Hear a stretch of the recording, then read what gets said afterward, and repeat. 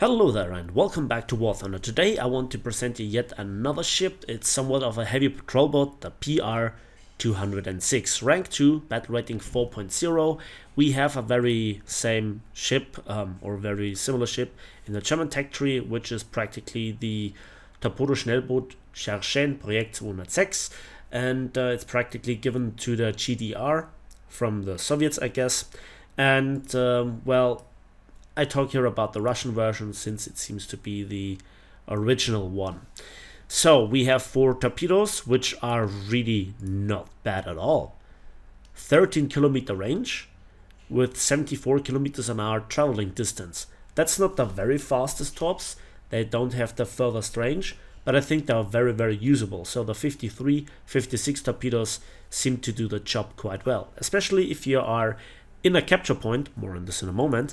You can constantly refill them, and if you're in a middle cap, you can spam torpedo salvo after torpedo salvo at long ranges towards light cruisers and also destroyers, making very efficient ambush spreads of torpedoes where it's very hard for the opposition to dodge all 4 of the tops if you know how to lay them in a certain pattern.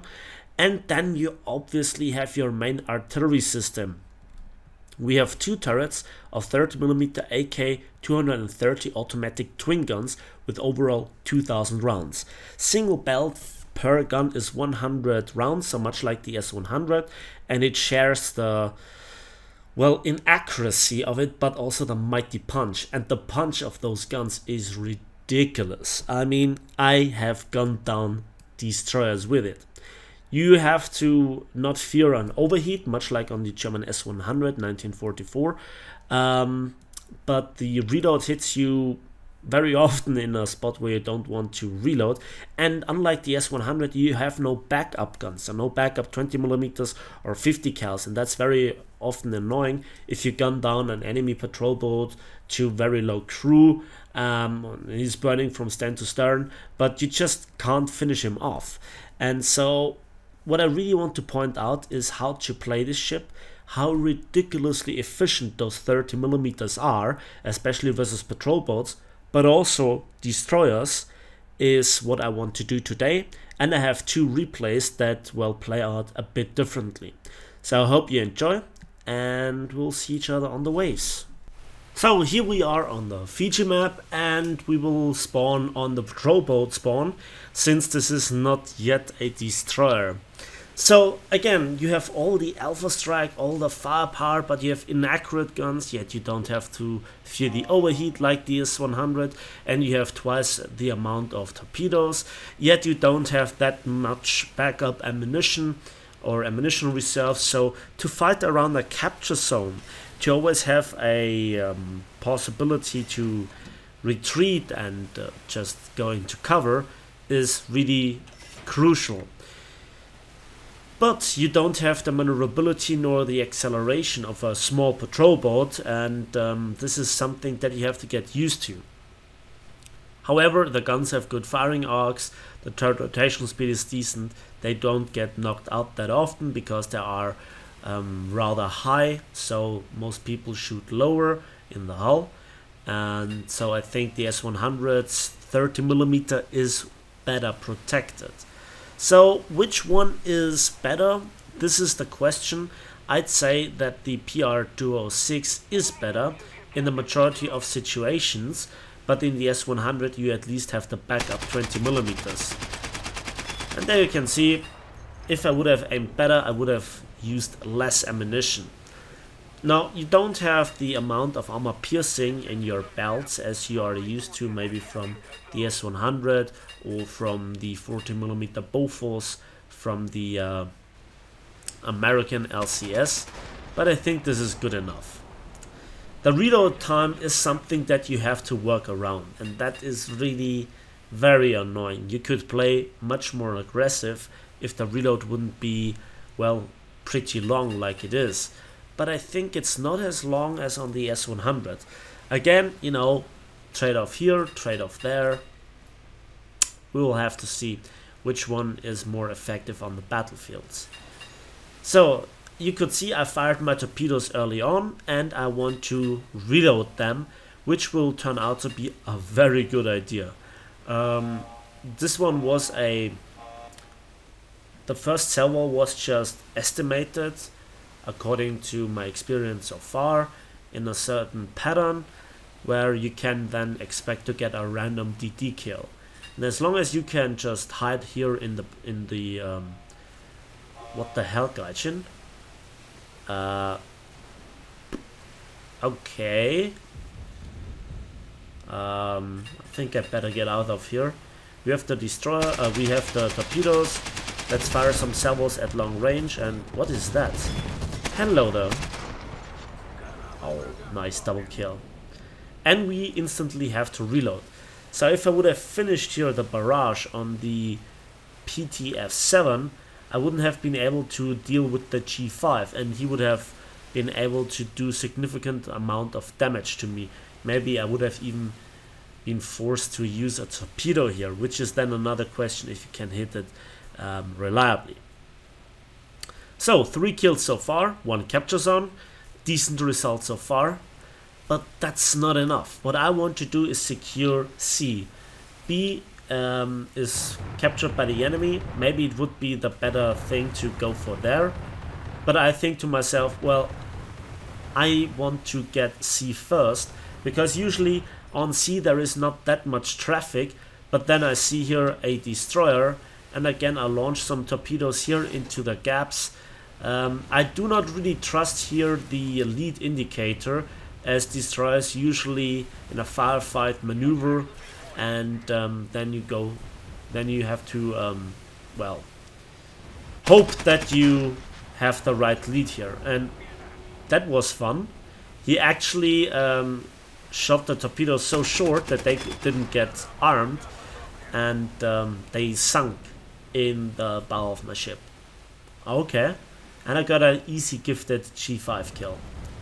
So there is always an arming distance, you need to remember that. What I do now is trying to ambush the destroyers. Let's see how that goes and how the 30mm actually do well against destroyers. Now I want to get here behind this island cover, and I want to have a good look around it. And this is then where you have to have a lot of experience with the acceleration mode and so forth. And we can see that the torpedoes look good on a Z20, that's nice. But there is a second one. And look at this damage, 59% crew. And we have to reload, and I smoke up, and I actually reverse into my smoke. And this is what I see a lot of people do wrong. While I received here a lot of damage, it's just about, I'm just slightly burning. This ship can take the damage. And now look at this. I use here the gray markings. He's down to 30%, 20%. And just because I can't directly aim at him and just have to use here the gray box, I couldn't finish him off. So we reload another time. Again, using here the gray box. Can we hit the stern? 3%. Come on, come on. 2, 1. Yeah, there's the kill. There's the kill. And this is how you sink destroyers with a patrol boat. Now the 30mm are really, really awesome. But I have to say, the one enemy that you have to fear is the Fletcher. Funnily enough, the bit of armor that the Fletcher has denies you to just shoot here into the middle of the ship and get the crew out of that. And you need to go for the crew kill. So I could avoid here the torpedoes. Again, island cover is here something amazing, because remember kids, smokes are torpedo magnets. I think this was this S1 this Z20's best chance here to fire a few torpedo salvos into the smoke, and I was lucky that I actually reversed when they were spotted, because you cannot long range spot torpedoes through smoke, because obviously smoke hides torpedoes.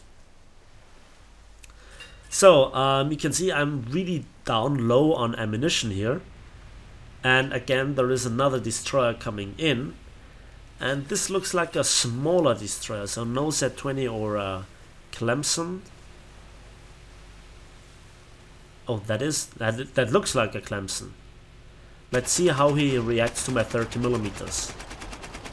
Well, he's already down at 33%, but I hit here already the saturated areas, and this is, I think, one of my last reloads. So you have to really plan your ambushes quite well. Now, I do not really like this kind of playstyle, and that you have to fight around with destroyers in this ambush playstyle, but this is what you're forced to do so, because obviously, hello there. Oh, turret, swing around, come on, come on, swing around, swing around.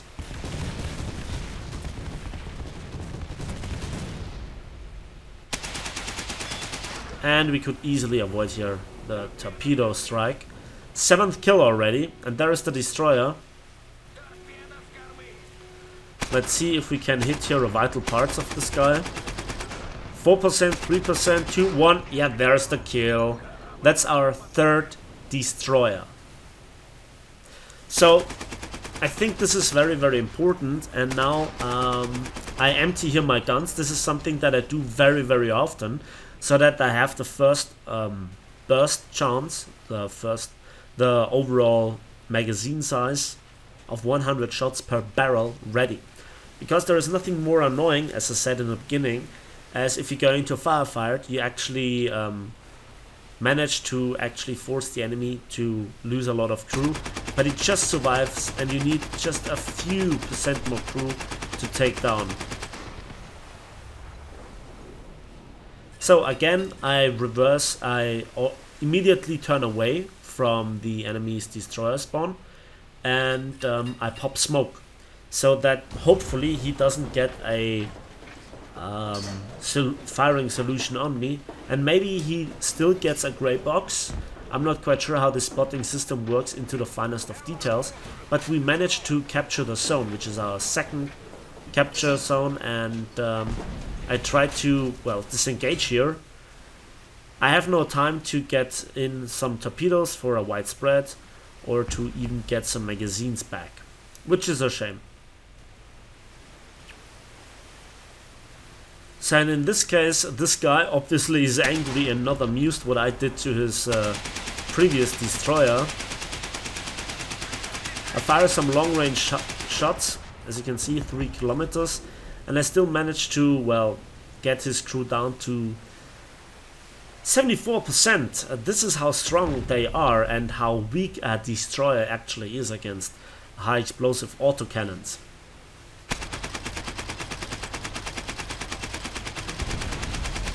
I still survived this salvo, but I'm down to just 6% crew, and I cannot turn into the smoke. Next salvo is already out, and eventually I die. Oh man.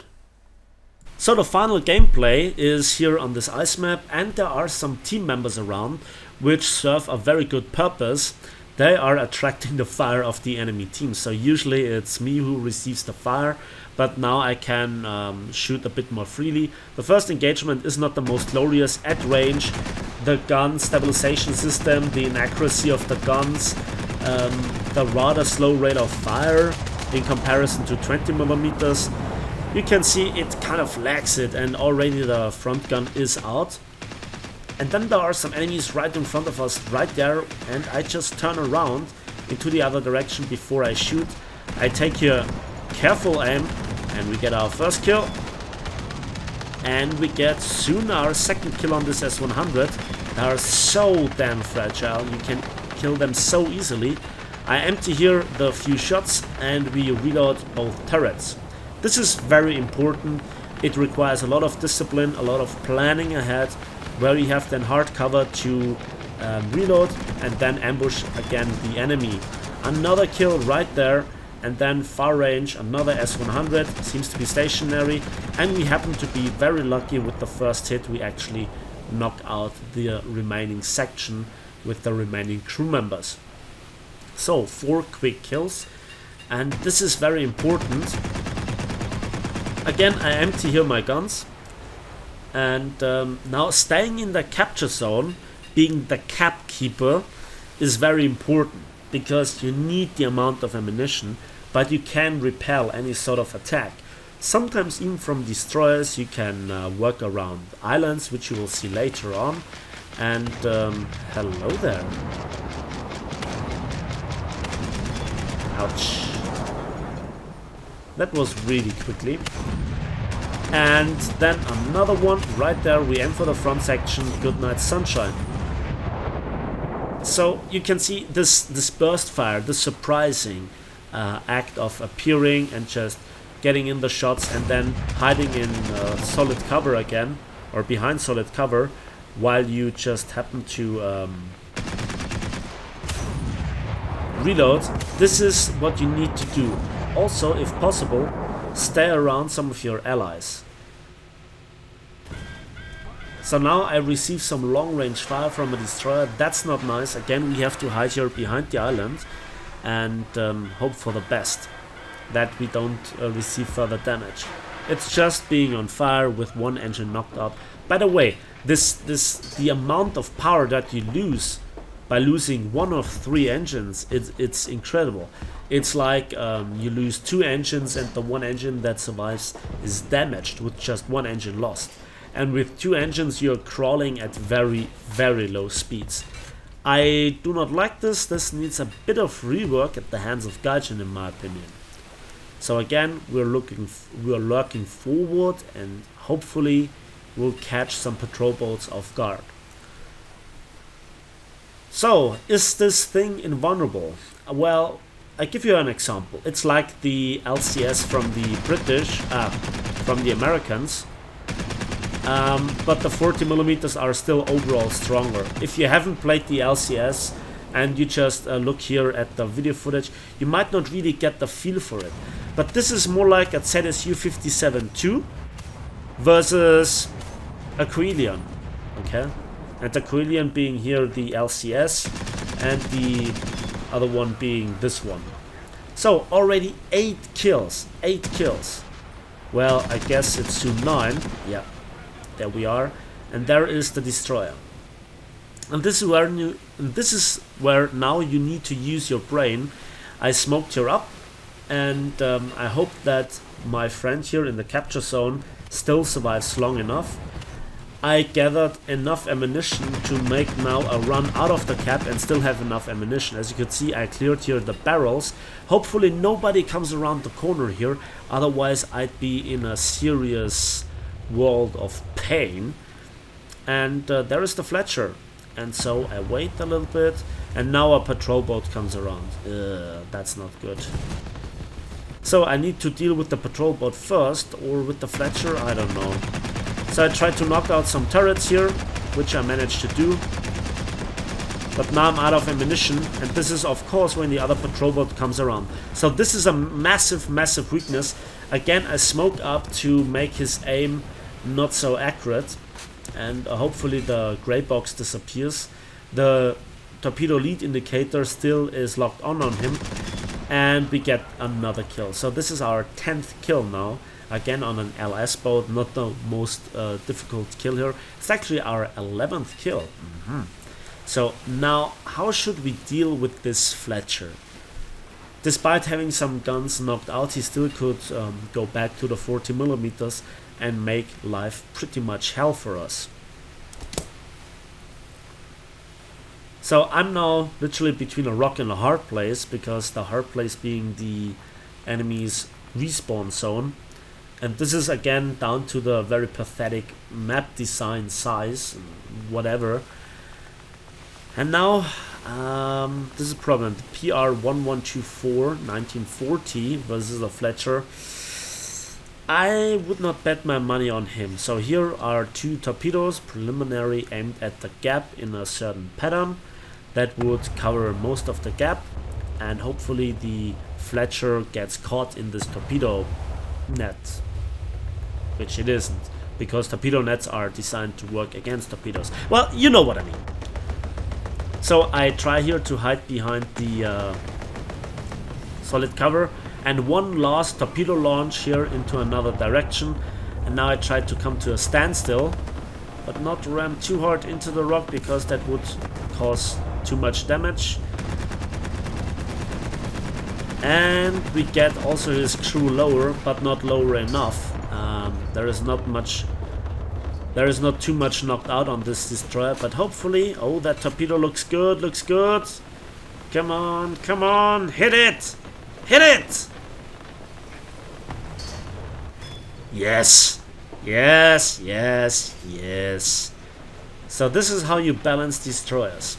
This is my 12th kill in this thing, which is amazing. So of course it's luck to get into the circumstances that the Fletcher didn't directly charge me and you know, knocked me out quite directly with the main guns. And here I actually launched the torpedoes so I can get back some torpedoes. But that was the battle for, or that was the exciting part of this match. The rest is just waiting up until the points tick down. So let's get directly into the post-battle results.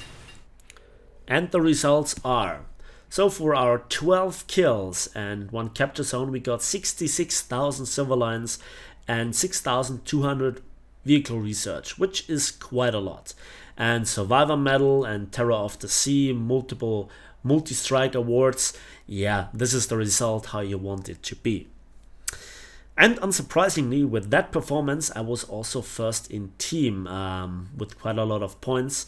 1,755 to be precise, in a small matchup like this. That's quite impressive. Not so fun for the enemy team, but I think I'm quite experienced at this point in time facing other patrol boats, and the only thing that can stop you is another destroyer. I hope you liked this demonstration of tactical thinking, of ambush tactics, using the torpedoes, the guns, overcoming the reloads and short burst time of the guns, together with the necessity of staying in the capture zone to constantly refill your precious ammunition.